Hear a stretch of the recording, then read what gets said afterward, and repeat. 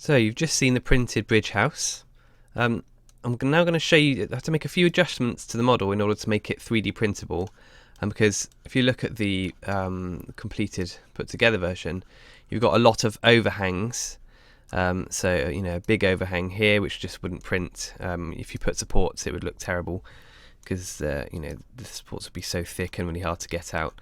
And also on this version here, they see there's no floor, it just goes straight down. So I actually added a floor to the model.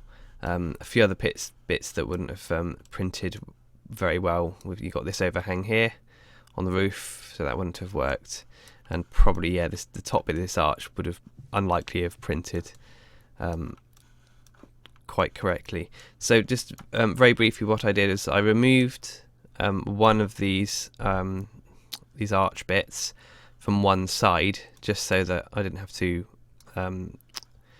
have supports there. We're not gonna, you're only really going to see one side of it, so that was fine. I could have actually printed this upside down, which would have worked fine as well, but to save space, I put it on its side.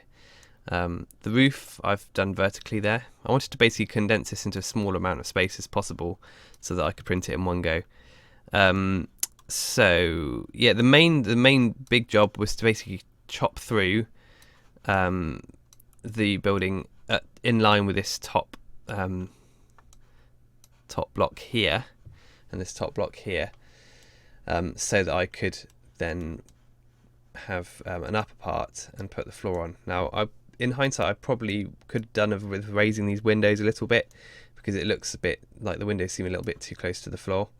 So I could have, you know, if I was to do this again, I'd raise the windows up a little bit, or bring the floor down maybe another layer. But no, I think I'd probably just raise the windows up. I had to make a slight adjustment on the top of this roof line because it was sticking up a bit. That's the pole there that holds up the little roof to the top door. So yeah, those are kind of the main changes. This is that little platform by the top window. I just put that as a separate piece, lay the doors flat. That's the top bit of the chimney, and the chimney I printed like that, facing this way up. It all worked pretty well. I was quite happy with it.